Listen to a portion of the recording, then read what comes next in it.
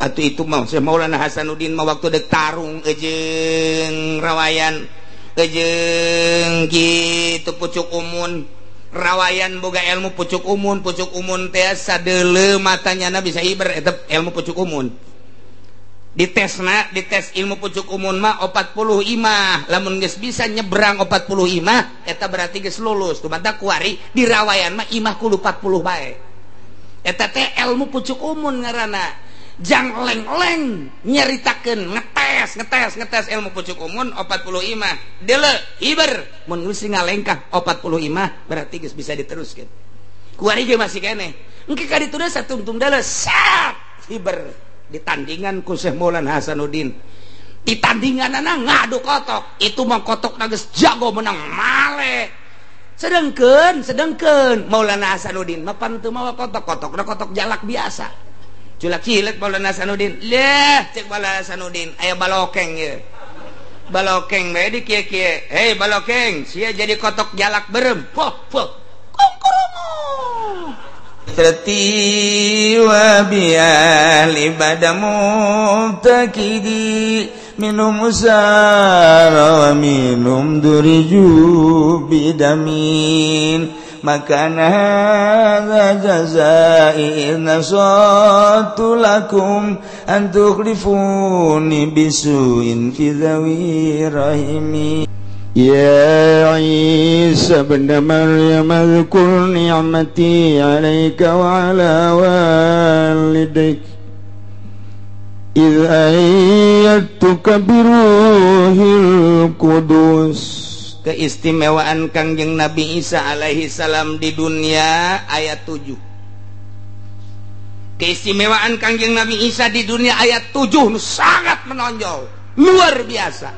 di luar jangkauan manusia di luar konstatir manusia hese neangan tandingan model Kangjeng Nabi Isa alaihi salam tapi kan datang ke kiwari mual ayat tanding Kangjeng Nabi Isa mah keistimewaanna dibuat di Al-Qur'an nu bakal katenge kurang engke dipempa pertanggungjawaban di hareupeun Allah di Rabbul Jalil urang kuari geus nyaho keistimewaanna 7 hiji hei Isa putra lalaki Maryam inget anjeun kana nikmat kaula nu telah dibikeun ka anjeun jeung ka indung anjeun kudu disyukuran nikmat tersebut kaula nu agung cek Gusti Allah mere nikmat ka anjeun 7 hiji Isa inget anjeun iz ayyatuka biruhil qudus waktuna kaula nguatan ka anjeun biruhil qudus dengan malaikat Jibril kumaha mang tukallimun nasa fil mahdi wa kahla borosot Kangjeng Nabi Isa lahir tanpa bapak Kangjeng Nabi Isa mah putra daripada Siti Maryam nu Siti Maryam teh hamilna diperintah ku Gusti Allah malaikat Jibril teh tah niup leungeun baju Siti Maryam ditiup eta mah sakadar sabab doang tampak itu ge bisa malaikat Jibril liup beteungna langsung karasa hamil lah dicaci dimaki Siti Maryam lompat ka leuweung tanpa bicara Siti Maryam lantaran Siti Maryam waliatullah lain jelema sambarangan Siti Maryam teh jelema nu murni jeung suci nu bakal ngalahirkeun manusia murni jeung suci tapi samemeh kelahiranana Siti Maryam dicaci dimaki dianggap pezina Siti Maryam teh panjang dongengna nu geus didongengkeun di surat Ali Imran ieu mah neruskeun rek nyaritakeun keistimewaan Kangjeng Nabi Isa nu bakal dipertanyakeun ku Gusti Allah lahir ke dunia Kangjeng Nabi Isa mah keur diayun keneh dibantu ku malaikat Jibril bisa ngomong lantaran dituduh zina Siti Maryam kulantaran dituduh zina orok tersebut ditanya begitu ditanya nyarita inni abdullah ataniyal kitab kulama hamba Allah nu dibere kitab ku Gusti Allah Injil bakalna hamba Allah hiji sahatah anu ngabantuan ngomong ke waktu di ayunan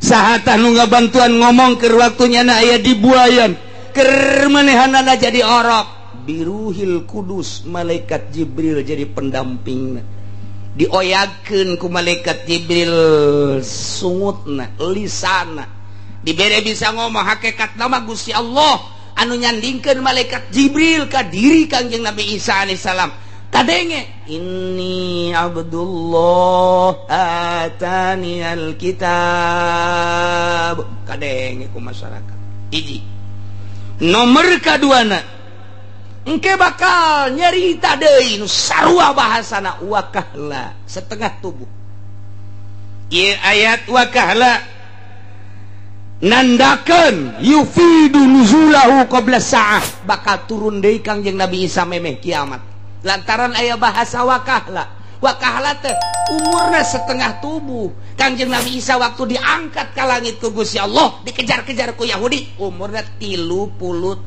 tahun 3 bulan 3 poe itulah Kangjeng Nabi Isa diselamatkan ku Gusti Allah kuari aya di luhur langit tanda ayana di luhur langit ketika junjunan alam Kangjeng Nabi urang Kangjeng Nabi Muhammad sallallahu alaihi wasallam mi'raj pendak sareng Kangjeng Nabi Isa alaihi salam aya keneh di luhur Masya Allah jag-jagwa ringkas tah Kangjeng Nabi Isa diangkat ka luhur langit disalamatkeun ku Gusti Allah nu dongengna geus dicaritakeun dina surat Ali Imran ayalah jelema anu akur jeung Kangjeng Nabi Isa atawa anu persis jeung Kangjeng Nabi Isa dibunuh disalib dianggap Kangjeng Nabi Isa pecinta Kangjeng Nabi Isa disalib nu kuari kieu bae teh tadi salib teu make calana-calana aca nu dianggap pangeran eta teh lain Kangjeng Nabi Isa alaihi salam Kangjeng Nabi Isa naik ka luhur langit diangkat ku malaikat Jibril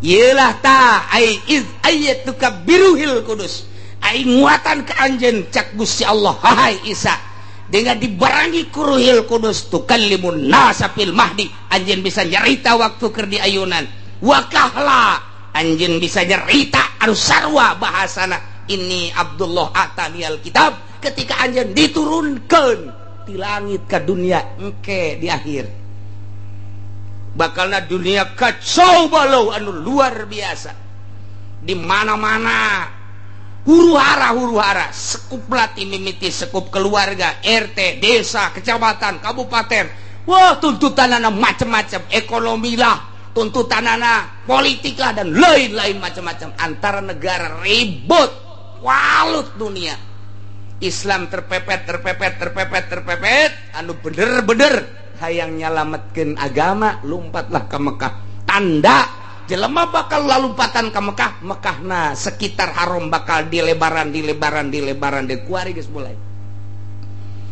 apapun yang terjadi milik siapapun cak raja ini harus dijual dibeli ku raja dilebarkeun kuari geus terjadi Madinah dilebarkeun ieu teh nya nama nyaho atau teu nyaho kana riwayat eta nu dijelaskeun ku Kangjeng Nabi bakal kos kitu bae engke ti negara masing-masing Indonesia Malaysia, Thailand dan berbagai negara kobo nu dareket mah di Timur Tengah Iran, Irak, Turki, Pakistan, India wabeh datang hatta di Eropa, Spanyol hatta di Amerika dan lain sebagainya datang ke Mekah nyalametkeun agama kebenaran kayak pemerintahan teh deui membuka lebar-lebar geus nego jeung berbagai negara lantaran terjepit di negara masing-masing kuari mah masih hese kene urang jeung igomah di Mekah baheula babari kuari hese engke babari deui asup ka Mekah teh untuk penyelamatan agama melindungi Baitullah dan lain sebagainya engke bakal cari cing di Mekah engke menunggu manusia adil Imam Mahdi kenu bakal didongengkeun di Qurtubi turunlah Imam Mahdi untuk melawan musuh Allah ialah Dajjal turun Dajjal tekuat Imam Mahdi turunlah Kangjeng Nabi Isa alaihi salam Kangjeng Nabi Isa engke turun sanggeus turun ke hararudang nu aya dina surat Kahfi yakni ashabul kahfi muksal mina tamliho martunus saribunus dunwanus saribunut kafsatak kabeh hararudang untuk menjadi tentara Allah mengikuti Kangjeng Nabi Isa alaihis. Cek sakaulna lain kitu. Iya, Imam Mahdi heula lantaran memehna Dajjal heula. Dajjal teh pohara jasa bisa hiber ti Amerika ka Indonesia, kamari mah kakarak David Hungkul. Engke mah bisa hiber ti Amerika ka Inggris, ti Amerika ka Jerman, ti Indonesia ka Arab, hiberannya nama naon dicekal jadi emas, leungeun ka tuhu bakal jadi surga, leungeun keca bakal jadi neraka. Nyana ngaku-ngaku pangeran, asal teu percaya dibunuh ku nyana, asal teu percaya dibunuh. Mending dibunuh teh ngan saukur dibunuh mah, dibunuh, diusap, dihudangkeun percaya henteu si aing pangeran. Jelema kualut kabeh sujud ka Dajjal, kuari mah kakarak sujud ka Atut doang. Engke mah ka Dajjal ujianana. Dajjal disujud, oh iya pangeran teh, hayang duit, cekel, yo, hayang emas, cekel, yo. Ujianana naon kebutuhan urang. Cak urang kulon teh kami mah ieu geus eueuh cai, gabang, cai, hujan, maju. Turun dirinya. Wer. Ditanya, "Cukup hujan?" "Cukup ngincan cai, cukup." "Eureun sia hujan." "Endeu kumaha deui?" "Endeu kumaha deui, kuari mah kakarak impes daging bae ge sarujud jelema. Kakarak bunga bang bae ge sujud. Kiai nu haram-haramkeun dicaci dimakitkeun teuing aing mah kerasa siang kamu disidang di hadapan Allah. Aing geus nyampaikeun ka sia. Tapi awas ya. Kuat henteu sia nang tangan siksa Allah. Nah, ieu kuari geus sararujud ka nu koskarar itu. Jabatan disujudan tanpa jabatan moal dahar, murtad sia. Maca 2 kalimat syahadat. Kuari geus mulai diacak-acak engke mah Dajjal langsung. Nah, didinya datanglah Imam Mahdi beserta bala tentara Ashabul Kahfi nu aya di Yordan. Dibuka ku Gusti Allah. Blak. Buukna bakalna 2 kali lipat tangtungan manehanana. Buajang atuh ribuan tahun tiba heula di zaman Raja Dikianus. Zaman Raja Dikianus ada teh ribuan tahun. Wah, buukna panjang, kukuna pararanjang. Kumisna para ranjang. Pan hirup jana hirup atuh teh dikerut-kerut ya eueuh silet meureun di jero. Mendeting seremna tuh. Boro-boro perang urang neuleun abe asal budak leutik mah neuleun ge pae. Sawan atuh boro-boro neuleun nu eta. Urang neuleun nu aya di urang bage bukna rada jabrik setik kumisna panjang matana beureum janggotna kitu. Malotot budak leutik sawan. Atuh komo ieu ribuan tahun. Panjang dikucir kujana kadi kumis warna ranjang yang mata puru nyebut kalimah la ilaha illallah asana kafir ge kafir kapaksa tak kusieun aing mah neuk syahadat bae kunaon sieun melawan lah ayeuna ngajungkel beak geus Dajjal turunlah Ya'juj wa Ma'juj anu dibenteng ku Dzulqarnain nu aya dina surat Kahfi. Raja sadunia 2 Islam teh hiji Raja Dzulqarnain nu pernah ngabenteng laut, nomor kedua Kangjeng Nabi Sulaiman alaihis salam. Raja kafir ge sadunia 2, nomor kahiji Raja Namrud, nomor kedua Firaun. Jadi sabanding bae eta. Firaun, dinasti Firaun terus datang ka kuari dinasti Firaun. Datang ka kuari dinasti Firaun 1, Firaun 2, Firaun 3. Kuari ge Firaun nu kasakean lah. Melain Firaun mah tuh moal dibom Irak, melain Firaun mah moal dibom atuh kitu Libya, melain Firaun mah dinasti Firaun dilanjutkeun. Termasuk dinasti Islam ngan kedinastianana geus dikaburkeun. Diganti padahal terus bae. Nah engke kakarak turun Kangjeng Nabi Isa alaihis salam, berjuanglah Kangjeng Nabi Isa, bahkan kawin Kangjeng Nabi Isa di masa eta. Mahmur dunia teh kamahmuranna geus hese dicaritakeun. Jelema syahadat kabeh, jelema Islam kabeh, jelema iman kabeh. Ieu bakal taya dalilna ke panjang dongengna deui. Ieu mah keur nyaritakeun bahwa Kangjeng Nabi Isa diturunkeun deui di langit setelah dinaikkeun umur 33 tahun. 3 bulan 3 minggu 3 poe turun deui nyarita nu sarua. Kok bisa sarua itu? ayat tukabiruhil kudus cak Gusti Allah aing teh geus nguatan ka anjeun melalui ruhil kudus.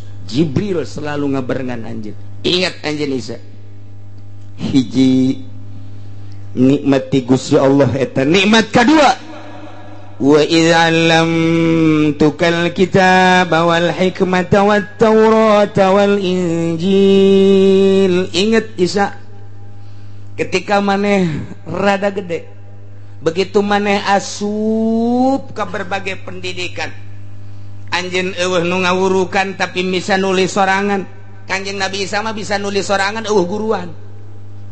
Begitu asup ka madrasah guruna geus dikanyaokeun, Pak Guru nu bakal dicaritakeun poe ieu teh sekian poin anu kagetan guru jeung Pak nyahoeun balik maneh balik isukna kitu ge deh. Begitu asup deui ka majelis dicaritakeun guru poe ieu nu rek dicaritakeun teh nu rek disampaikeun ka murid anu poin kadua poin katilu cing paling budak cawan kieu diantepkeun guys coba katilu kali ge kitu keneh. Terus coba nulis bisa sorangan dek nulis naon me, nulis bahasa Arab, nulis bahasa Suryani, nulis bahasa Latin, nulis Cina, pan hese jasa Cina mah. Cina mah hese jasa nulis. Cak urang mah sugan teh berkembang horeng bahasa. Tulisan teh sugan mah kembang ros. Horeng kan tulisan. Eta di dunia kekayaan Gusti Allah aya nu kos kitu. Aya deui urang mau mah teu kaharti. Horeng kunyana ge teu kahartieun. Tak eta teh dibantu ku malaikat Jibril sehingga nulis naon bae jana teh paham bisa ngarti. Ya Allah ya Rabbi keistimewaan Kangjeng Nabi Isa lain lalawara. Bahkan nyahoeun nu diayakan nu di kantong anjeun teh eta teh aya kertas tulisanna di jero anu kageteun jelema jiban bisa nyaho kitu Isa. Ya Allah ya Rabbi wa iz 'allamtukal kitab. Ade mana di jero naon pesak anjeun kantong anjeun tah aya kertas 2 lembar tulisanna tulisan Arab bahasana nu dicaritakeun anu kageteun panjelma kageteun. Wah Isa lain sembarangan jelema cenah ieu mah ieu na ieu wa id 'allamtukal kitaba wal hikmah jeung hikmah. Kejadian-kejadian isuk bakal nyaho Kanjeng Nabi, kejadian nu bakal terjadi isukan geus nyaho, bulan hareup geus nyaho, ka tukang dicarita-caritakeun berhikmah. Artina jujur jasa, adil jasa, pas jasa caritaanana jeung kenyataan hikmah ngaranna. Lamun nyarita isukan hujan, tepat. Bulan hareup bakal terjadi anu, tepat jasa. Hikmah ngaranna. Di benak hati anjeun teh tah aya terselimet ka dieu mang ka dieu kunaon di jero hati anjeun gugula ka nyawa aya naon hayang kawin jeung urang Subang nya oh sia sok lo ngomong ka nyawa Masya Allah eta teh nang Gusti Allah. Ingat Isa ketika maneh ku kaula dibere nyaho urusan tulisan nulis naon bae maneh nyaho urusan hikmah maneh nyaho bahkan wat Taurat wal Injil kitab Taurat maneh mapan nyaho maneh nyaritakeun ka umat anjeun dina kitab Taurat diturunkeun ka kitab ka Kangjeng Nabi Musa mah eusina sakean dibacakeun ku Kangjeng Nabi Isa teu pernah belajar Kangjeng Nabi Isa tapi bisa. Masya Allah urang mah belajar datang ka kolot teu bisa-bisa datang ka kuari teh teu bisa-bisa bae geus jang ngajina nundutan bae teu bisa-bisa. Aduh, masalah sih, masalah lah cara iki suka moal ngaji atau lo sih moal ngaji beki bodoh atuh sia sakitu ge ngaji bodoh komo teu ngaji anggeus sana tuh. Waz-Zabur jeung kitab Zabur nu diturunkeun ka Kangjeng wa Taurat wal Injil. Berikut Zabur ge nyahoun diturunkeun ka Kangjeng Nabi Daud. Komo Injil mah nu diturunkeun langsung ka Kangjeng Nabi Isa alaihis gideg kabeh jelema di saat eta angkat topi kabeh ka Kangjeng Nabi Isa bingung kabeh menghadapi Kangjeng Nabi Isa lantaran keistimewaan pohara leutik keur di ayunan bisa ngomong engke ngan engke mah engke bakalna geus jang urang mah nu dicaritakeun di yaumul kiamah ketika Kangjeng Nabi Isa diturunkan engke di zaman mantes zaman Imam Mahdi encan kalaksanakeun ieu wakah lama. Nomor kaduana Kangjeng Nabi Isa bisa nulis berbagai bahasa, tulisan bisa.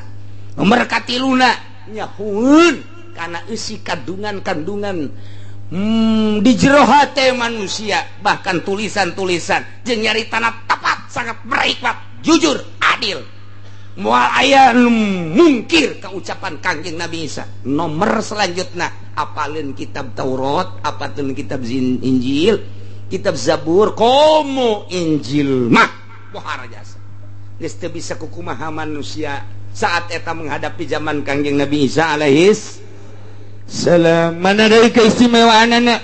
Ingat Isa cak Gusti Allah.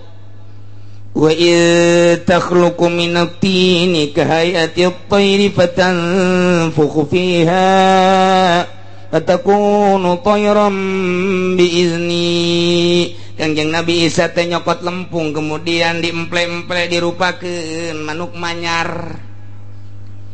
Manuk manyar ya sia ka manuk manyar. Teh nyarahon sia mah manuk manyar mah mun usim panen bae lolobana manuk manyar. Manuk manyar teh resepeunana jeung ayana ku Gusti Allah entah mah saat-saat geus barareukah. Teh eta teh babarengan jeung manuk peking. Nu mantak di sawah teh aya bebegig. Eta teh jang nyingsilnan manuk manyar jeung manuk peking. Sisa teh nya apaan? Ya sia mah pabrik nyahona. Oh, engke di kitu-kitu di oya-oya guprak manuk hiber. Tah manuk manyar teh tukang malingan pare nu aya di sawah. Baheula mah nu maling di sawah teh manyar. Manyar kuari mah make dasi. Beda rupa doang sebenarnya. Manyar namanya teh eta kene. Nah dirupakeun ku Kangjeng Nabi Isa dibentukeun manuk begitu-gitu aja kok Kangjeng Nabi Isa ditiup. Begitu ditiup hiber bisa sasada coba eta. Lempung dibentukeun manuk ditiup hiber jadi manuk beneran. Pan eta lain bantrak-bantrakeun. Nu mantak baheula mah eta bangsa tukang ngangon-ngangon karena itu. Tukang ngangon ge nyokot lempung nu hideung diemple-emple aja di bolongan ditiup ngan teu jadi manuk. Sasada doang tui di bolongan kiri katuhu nggak dikitu-kitu cek jana mah pajar manuk berenanan pugu eta mah lempung kene nurutan Kangjeng Nabi Isa ngan teu kesampean. Aya dongeng naorengan eta patani baheula teh aya dongeng naoreng pangangon teh wasak nyieunna tina lempung mun rapi gitu-gitu kujana aja udah tiup di bolongan pinter jasa. Dibawa ka imah kolotna ngamuk ulah dibawa ka imah ulah sok ditiup kos kitu kunaon osok eueuh beas di imah gabah osok epek siap cerekan cenah mun mau olah olie eta ka imah bangsa nu karar itu tah bangsa suling bangsa olah olie adu dina naon garang-garana kitu trompet termasuk manuk nu harus cerekan ngomong diceun kunaon ye gabah hepes ya moal aya eusian atuh kuari mah atuh panekol sekali itu dibawa ka imah mata eueuh gabah di gabah suling dibawakan ka imah gitar dibawakan ka imah baheula mah anti imah diasupan ku nu geus kitu mata budak angon teh neundeuna ge jauh ti imah beusi dicarekan ku abah kuari mah abahna suling sia ka mana coba aing nyobaan ieu tolol bapak.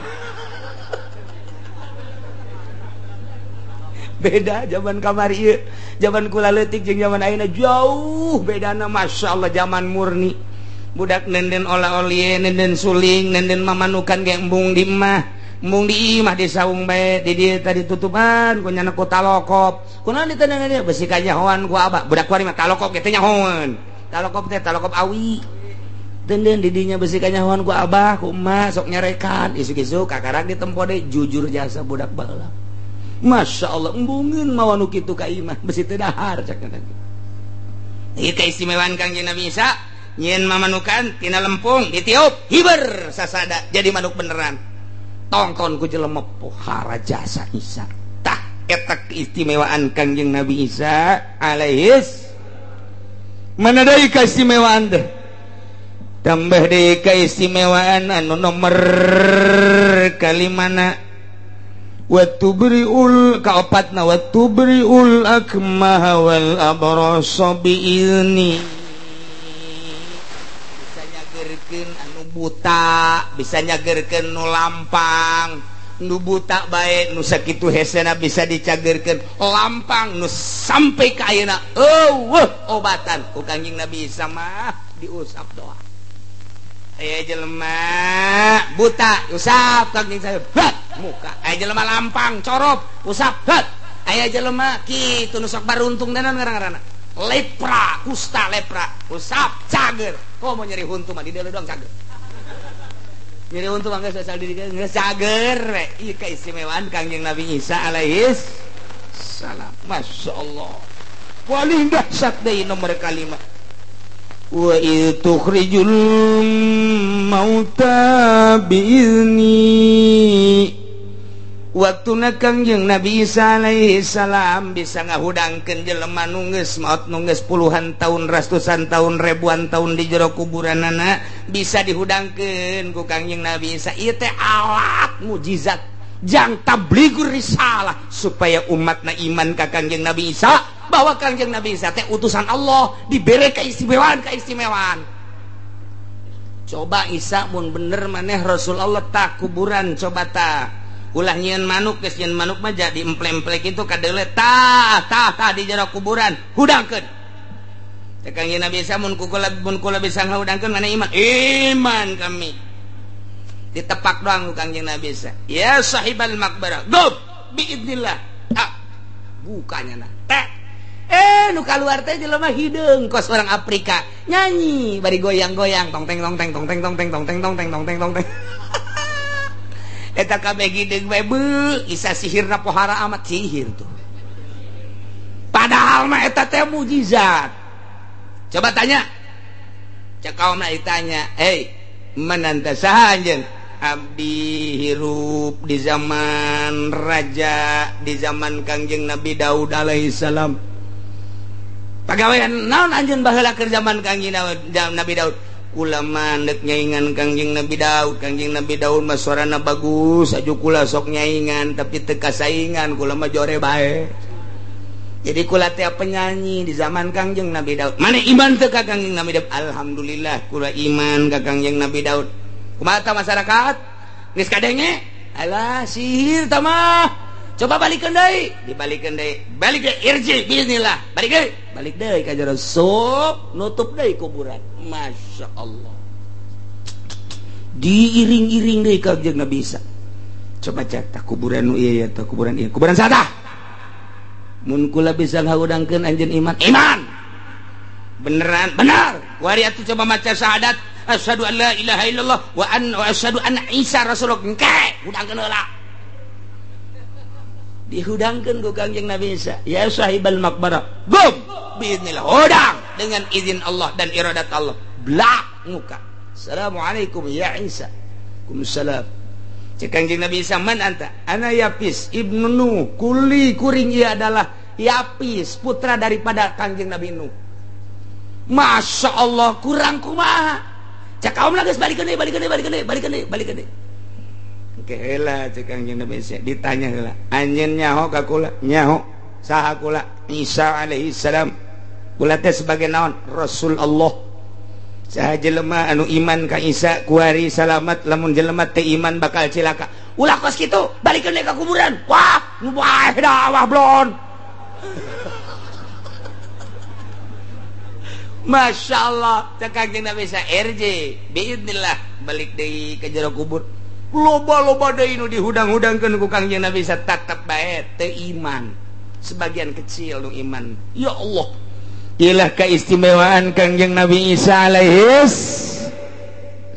wa idz kafaftu bani Israil anka idz jitahum bil bayinat ingat Isa anjeun waktu dikejar-kejar ku Yahudi ketika anjeun nyampaikeun dakwah ketika anjeun nampikeun risalah titah ngimankeun ka aing cak Gusti Allah itu di akhirat maneh teh titah nauhidkeun ka aing jeung titah percaya ka anjeun bahwa anjeun teh sebagai rasul aing.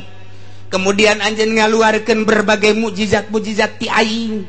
Tapi geuning umat-umat Yahudi mah tetep bae mempertahankeun gede huluna. Tidak iman ka anjeun bahwa anjeun teh sebagai utusan aing. Endahan dikejar-kejar anjeun teh, pan anjeun teh dikejar-kejar. Begitu deuk beunang pan anjeun diangkat ka luhur langit. Aing pan eta cek Gusti Allah nu nahan ti kejaran Bani Israil. Yahudi nu rek ngabunuh anjeun. Ingat iz kafaftu ketika aing nahan Bani Israil ka Bani Israil anka terhadap anjeun. Hina amu bikotlika ketika eta Bani Israel dek ngebunuh anjeun. Ijitahum bil bayinat ketika anjeun menyampaikan risalah ka manehanana dengan berbagai mukjizat. Faqala alladziina kafaru, kumaha cek jelema-jelema nu kafir. Faqala alladziina kafaru minhum in hadza illa sihrun mubin. Yahudi nu kafir kana karasulan Kangjeng Nabi Isa ngomong nage inti aya haza anu ku anjeun disampaikan berbagai mukjizat ieu mah teu aya laon illa sihrum mubin, sihir ieu mah Isa. Dina hadis dina ayat lain mah dicaritakeun illa sahirum mubin. Ai sahirun mah isim fa'il. Ai isim fa'il mah berarti ka Kangjeng Nabi Isa na anjeun mah pasihir Isa. Percaya ka Kangjeng Nabi Isa alaihis keistimewaan luar biasa Kangjeng Nabi Isa. Hiji deui wa idz auhaitu ilal hawariyina an aminu bi wa bi rasuli. Ingat anjeun Isa ketika kaula ngawahyuan ka kaum hawariyin maksudna mere ilham. Amartuhum ala lisanihi aing marenta ka kaum hawariyin atas lisan Kangjeng Nabi Isa supaya minubi wa bi rasuli. Ariman anjeun ka kaula ya ne ka Gusti Allah jeung ka Rasul kaula dibere ilham qalu ngucapna kaum hawariyin teh kumaha amanna washhad bi annana muslimun. Kaum hawariyin teh pengikut-pengikut Kangjeng Nabi Isa. Ashabu Isa wa khawasu pengikut Kangjeng Nabi Isa anu kuat imanna ka Kangjeng Nabi Isa alaihi salam anu dibere kaleuwihan kaistimewaan terus tutur-nutur Kangjeng Nabi Isa iman dibere ilham ketika kita iman ka Gusti Allah jeung ka Kangjeng Nabi Isa nyana ngomongna amanna kami iman ka Kangjeng Nabi Isa iman ka Gusti Allah iman ka Kangjeng Nabi Isa alaihi salam. Kemudian wasad saksian ku anjeun Isa bi annana muslimun kami mah jelema nu muslim iman ka anjeun iman ka Gusti Allah jeung iman ka anjeun. Saeutik kaum hawariyin teh nu ngabantu kana kalangsungan dakwah Kangjeng Nabi Isa alaihis. Kumaha eta cek kaum-kaum Nasrani dulur kebehan. Ingat tiba heula datang ka kiwari asana zaman mencatat eueuh duana manusia model Isa. Oro keneh bisa ngomong lahir suci ti wanita suci Maryam alaihi salam barijeng tanpa bapa kesucianan nu luar biasa. Kanyahona mulai ditulisan berbagai tulisan jeung rahasia-rahasia hikmah Injil, Taurat, Zabur nyawan moal aya tanding manusia model Isa. Kemudian nyana bisa nyieun hewan, bisa ngahudangkeun jelema nu parareh ratusan tahun, ribuan tahun. Bahkan keistimewaan nyana bisa hiber, bisa nyiples, guys. Setelah Isa tidak ada, sekarang kita nobatkan rame-rame bahwa Isa adalah bukan manusia, tapi Isa adalah Tuhan. Setuju? Cak kaumna setuju. Ulah letik-letik atuh saya setuju na. Begini. Dengan keistimewaan Isa, mulai dari kelahiranana sampai kanyana dakwahna istimewa moal aya tanding ti baheula. dan sejarah mencatat sampai kiamat pun tidak akan ada bandingannya Isa alaihi salam. Kita nobatkan Isa sebagai Tuhan. Setuju? Setuju. Maknya pangeran dinobatkan ku manusia. Otak pikir. Aing memang Isa pangeran saha. Maknya manusia, Isa manusia dilahirkan hanya jadi pangeran. Tekar. Iya ayatnya ya. Saking keistimewaan anak bisa ngehirupkan nu paeh. Bisa nyeun manuk dihirupkeun dan lain-lain sebagainya hikmah nu geus nu encan bisa kanyawan ku Kangjeng Nabi Isa. Ja nu kis kieu mah adalah pangeran. Kita nobatkan Isa adalah Tuhan. Pembantu Isa Rohil Kudus Tuhan. Pencipta alam Tuhan Allah Tuhan. Tiga Tuhan, Tuhan Allah, Ruhul Kudus Jibril dan Isa. Tiga menjadi satu, Tritunggal. Tiga tunggal satu, tiga jadi satu. Itu adalah Tuhan. Kuari diganti 3 in 1. Sampo.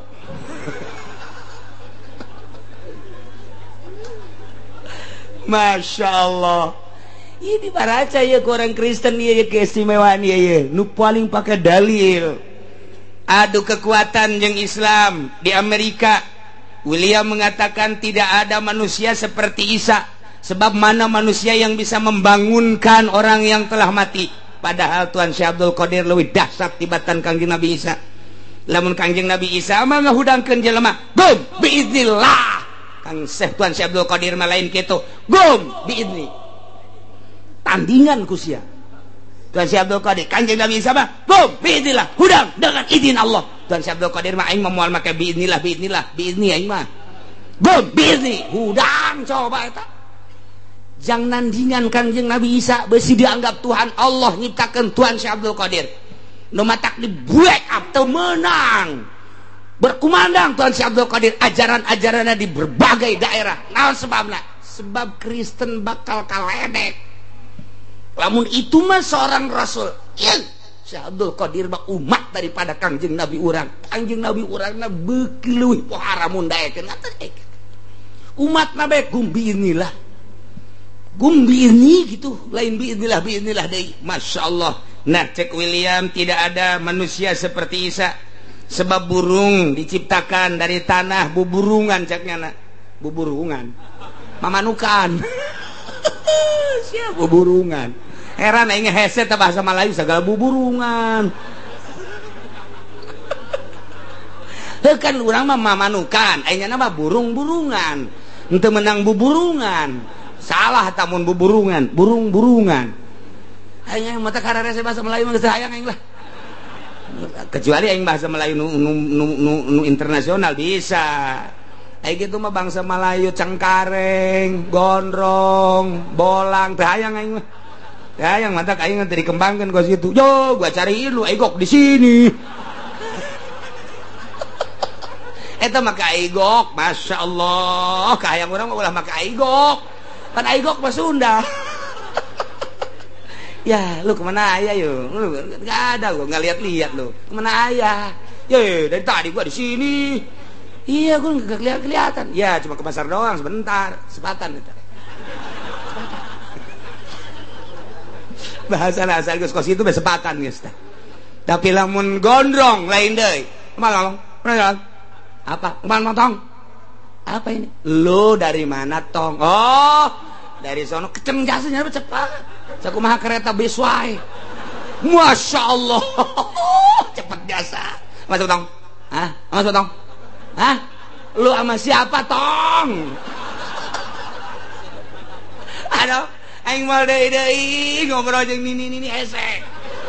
Di gondrong mah hese jasa jeung nini nu baheula teh. Waduh cepet jasa. Gondrong mah tak aing teh hayang aing malah gondrong kos kitu jasa. Cepet jasa. Du ngomong sok mandeg marah bae pan. Mentek nu geus hayang aing mah. Betawi aya deui Betawi lain. Nu mentek ulama bisa ge Indonesiana intelek bisa. Ngan tilok dipake. Jadi pohon deui. Eta tadi aya buburungan gitu kan. Urang ngapan ngeunaheun mamanukan ngeunaheun kan Tapi kan di Indonesia mah lain burungan, burung-burungan. Sabodolah ku masih bae. Cek William. Tah bisa nyeun mamanukan tina taneuh kemudian ditiup jadi manuk beneran. Saha? Eta mah teu kudu Kanjeng Nabi Isa. Kipalak baheula Kipalak Bogor anu tadi diasupkeun ka botol teh tak Kipalak tah. Nu Soeharto Soekarno teh datang bae ka Kipalak. Soekarno ira hayang datang ke Kipalak. Masya Allah. Batak diberi ilmu na ku Kipalak. Soekarno teh termasuk Tiki Hairun lain letik-letik jelema Kipalak lantaran bisa asup ke botol eta manuk dicekel ku nyana batu dikieu-kieu bisa jadi manuk. Kipalak eta komo atuh itu mah Syekh Maulana Hasanuddin mah waktu dek tarung jeung rawayan jeung kitu pucuk umun. Rawayan boga ilmu pucuk umun teh sadeuleu matanyana bisa hiber eta ilmu pucuk umun. Dites ilmu pucuk umun mah 40 imah lamun geus bisa nyebrang 40 imah eta berarti geus lulus. Tumata kuari di rawayan mah imah kudu 40 bae. Eta teh ilmu pucuk umun ngaranna. Jang leng-leng nyeritakeun ngetes ilmu pucuk umun 40 imah deuleu hiber mun geus ngalengkah 40 imah berarti geus bisa diteruskeun kuari ge masih keneh engke ka ditu deui satungtung deuleu sat hiber ditandingan ku Syekh Maulana Hasanuddin ditandinganana ngadu kotok itu mah kotokna geus jago menang male sedengkeun Maulana Hasanuddin mah panteu mawa kotok-kotokna kotok jalak biasa culak cilik Maulana Hasanuddin leh cek Maulana Hasanuddin aya balokeng ya balokeng bae di kieu-kieu hei balokeng sia jadi kotok jalak berem poh kongkoromo hebat atuh boro-boro Kanjeng Nabi Isa Syekh Maulana Hasanuddin nu belah dia putra daripada Sasarik Widatullah bisa nyiptakeun kotok jalak berem ti balokeng kakarak manuk manyar temlah kecil tambah gos kitu mah tuh balokeng begitu diadukeun atuh balokeng mana eleh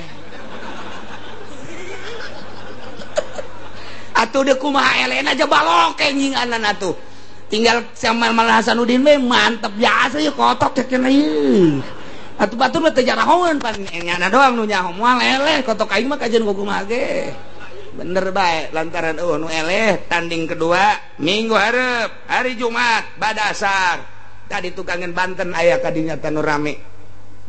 Ya oke geus balik nu eleh nu menang tarung kedua kali bingung ngelehkeunana kumaha aja lain ilmu leutik-leutik ya ilmu pucuk umun teh nah aya Ki Soleh Gunung Santri asistenna Waalaikumsalam bangun puyengkeun amat jeung bingungeun amat aya naon Sultan pan urang Jumat tas asar kado kotok di ditu ai si eleh ulah bingung cek Soleh tuh bagus Soleh ai gitu sia boga kotok henteu pana tuh bisa ngaulah bingungan ulah bae jadi kotok bisa sia bisa coba buktikan Bismillahirrahmanirrahim bismillahi wa bi'aunillah wa bi mali teruskan ku aing sia tah direkam sia aya babacaanna bi'aunillah wa bi kudratillah wa bi terus bismillah doang babacaanna ulah napas bismillahirrahmanirrahim bismillahi bi'aunillah wa bi kudratihi wa bi iradati dan lain sebagainya 9 moal diteruskan sia mah emang kitu bae ngajina guguruna embung coba cek Sultan brek jadi kotok ngan kuari mah jalak hejo tadi jalak berem balokeng atuh pan balokeng mah beureuh kuari mah jalak hejo cek Sultan Banten sia aja pisan ilmu sia tapi lamun lain dek tarung ulah wani-wani sia nyarupa kotok di hareupeun aing dipencit sia ku aing moal cek teu bogo Soleh mah dek ngahargaan ka tuan we ja ilmu na ge meunang ti tuan geus urang deui nah geus siap we Jumat geus sia ngarupa kotok kade bener bae eta salat Jumat terus langsung ka kesultanan kuari siap asah kira ngarupa kotok coba kongkorok mau ngarada gede sorana atuh Soleh jeung anak atuh tah mah kongkorongo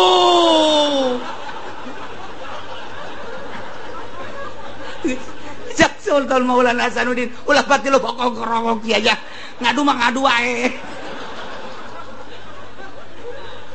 Masya Allah dibawa ke Tuan Syekh Sultan dijingjing ayo di kalangan geus gede hate moal eleh kotok aing pokokna mah nu eleh baca 2 kalimat syahadat tanggung jawab kotok aing moal eleh cak pucuk umun ulah sombong helanan kotok aing teh menang malena bulanan tahunan geus bake awi buta awi dempet geus macem-macem tah eta mun aya awi buta awi dempet eta pucuk umun eta kepercayaanana wari lompat ka Cikupa baroga urang Cikupa tolol tadi Cikupa nah diusap-usap make eta cak pucuk umun aya ngado wah ear-earan atuh jelema sabuatan tumplek kabeh wah tuh bagus soleh ngadu dah itu geus kongkorongok deui nyaman teh itu kongkorong nang tangan pan kotok teh pan kitu bener teh atuh siapa osok ngeuleuh jing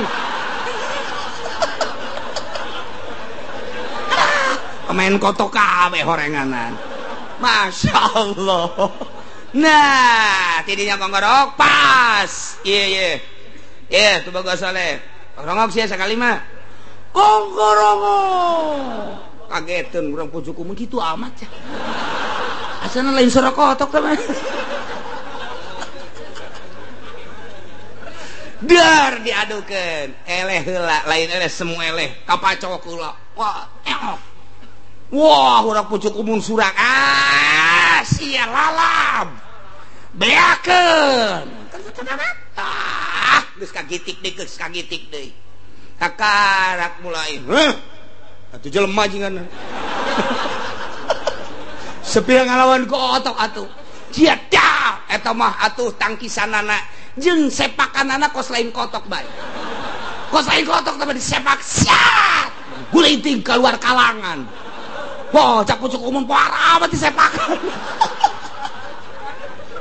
wah lain bantrak-bantrak ke lima kotok cekel deui kotok diadukeun kalinya buak disuekeun burak aduh cak Maulana Hasanuddin mah kitu-kitu deui atuh datang ka ucutan kieu ieu bohong atuh geus eleh pucuk umun sadat tetep bae teu daekeun sadat sakali deui nista maja utama ngan teu dilanjutkeun ku Maulana Hasanuddin akhirna tetep datang ka kuari pucuk umun ieu mah keur carita naon boro-boro Kangjeng Nabi Isa Syekh Abdul Qadir bisaeun termasuk Sultan Maulana Hasanuddin balokeng ditepak jadi kotok Syekh Muhammad Soleh ngarupa jadi kotok kecil tamah make jeung di pangeranan Kangjeng Nabi Isa kakarak bisa sakitu bae ge nah berarti teu kaharti ku jelema nu lurus otakna nu lurus pikiranana nu iman ka Allah jeung iman ka Kangjeng Rasulullah Muhammad sallallahu alaihi wasallam manya aya pangeran dinobatkeun manya aya pangeran jajadianan ku sebab boga kaistimewaan dipangerankeun teu kaharti sing hade na ieu lah kuari merajalela Tangerang dikuasai pembangunan gerejana sing hade geus urang tingali di Sumarekon tingali di BSD di berbagai daerah gereja maruncul padahal bupati na muslim padahal DPR na muslim mayoritas padahal camat na mukmin jeung muslim padahal urak na muslim tapi kok tanda tangan nyana teh waniun 10-20 juta atau mobil ratus-ratus juta awak na dek dibeuleuh di neraka jahanam inggis amat aing boga lurah kos kitu inggis amat aing boga bupati kos kitu inggis amat boga gubernur kos kitu naon bedana tuh gubernur muslim jeung lain muslim mantak naon atuh bedakeun saeutik cenah kan demokrasi deuleuh heula lokasina geus memungkinkeun apa henteu harus ada izin warga yang betul-betul sudah mayoritas Kristen ieu mah di tengah-tengah muslim nyeun gereja teu kaharti aing mah duit lumayan sia kabita ku duit di dunia bisa meuli mobil Avanza bisa meuli mobil Innova bisa meuli mobil Mercy Baby-Ben Pol Lexus dan lain sebagainya sabarangeunana mobil sia dikelebokeun di neraka dipanggang sia bupati dipanggang sia camat dipanggang sia lurah deuleuh ku sia tang ngelecekna sate awak sia bakal leuwih tibatan sate gerecekna ridho dengan ayana agama luar Islam. Naudzubillah min dzalik kumaha mun anak urang. Naudzubillah min dzalik. Mentak sing hade ajikeun anak urang ke nama santren kuari mah lain lalawar hese ngandelkeun birokrasi pemerintah hese luar biasa. Geus kuari mah urang bisa-bisa lantaran duit dan lumayan ti Roma duit datang ke Indonesia luar biasa, ti Vatikan datang ka dieu luar biasa, eleh debat nyana melalui birokrasi logor anu luar biasa. Nah ieu mah geus teu bisa disimpen ti sumput salindung, tapi tetep bae di mana aya nu ngabangun perjuangkeun batur ye memperjuangkeun hayang atuh urang memperjuangkeun mbu mantak naon. Nyana di tengah-tengah orang berjuang supaya jadi atuh batak naon urang nu mayoritas berjuang supaya ulah atuh gitu bae aduh berjuang datang ka lurah datang ka camat. Nah lamun ti ditu camat dibere duit deuk tanda tangan urang bere golok mat kada leuwih ya naon ya golok paranti naon ya paranti masjid kotok embe poe ieu paranti masjid naon cek camat ulah sok itu gitu gugurkeun tanda tangan golok nyangsang sia ieu teu nyaho aing turunan naon kitu ngaranna tah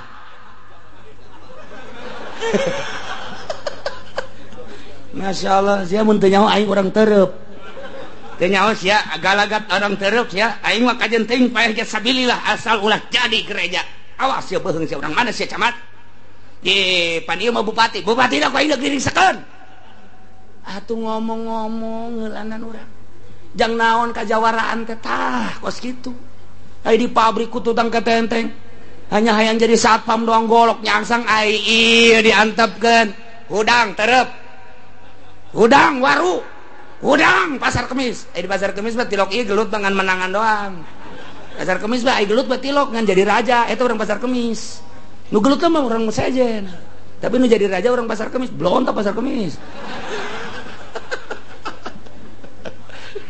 geulah keur carita dinobatkan menjadi Tuhan teu kaharti karena boga keistimewaan dinobatkan jadi Tuhan menya pangeran dinobatkeun ku manusia tetapi ai katutupan mah pan batinna masyaallah geus datang ka kuari didawahkeun kuari ge sing ade besi aya nu make baju putih ka luhur hideung ka handap sing ade anak urang bejaan Kristen brak kiai kebenaran make nu kitu sing ade tah oh ieu mah paingan sekupi ieu mah ya Ndailah caritaan dina Al-Quran nu bakal ditanya ku Gusti Allah jada yaumal kiamah nu bakal disaksian kadenge ku urang kabehan urang memeh kiamat jaga geus nyaho heula ti heula nyaritakeun keistimewaan Kangjeng Nabi Isa nu kemudian dinobatkeun ku masyarakatna menjadi Tuhan Allah, Tuhan Ruhul Kudus, Tuhan Anak atawa Isa. Ulah urang mah pangeran mah ejey la awwala lahu wa la akhir awalun bil ibtida wa akhirun bil intiha hiji bae Allah subhanahu wa ta'ala. Urang kudu percaya ka rasul-rasul Allah, percaya ka Kangjeng Nabi Isa bahwa Kangjeng Nabi Isa lain pangeran rasul Allah, percaya ka Kangjeng Nabi Musa lain pangeran rasul Allah, percaya ka Kangjeng Nabi Nuh lain pangeran rasul Allah. 25 rasul wajib dikanyahokeun lain pangeran rasul termasuk Kangjeng Nabi urang Kangjeng Nabi Muhammad sallallahu alaihi wasallam lain pangeran rasul, pangeran mah hiji Allah subhanahu wa ta'ala. Bakal nyaritakeun kahayang kaum Hawarin pecinta-pecinta Kangjeng Nabi Isa anu nyana selalu mengikuti Kangjeng Nabi Isa ke boga kahayang mohon ka Kangjeng Nabi Isa ke minggu hareupeun teu kaburu ngabesan wallahu alam.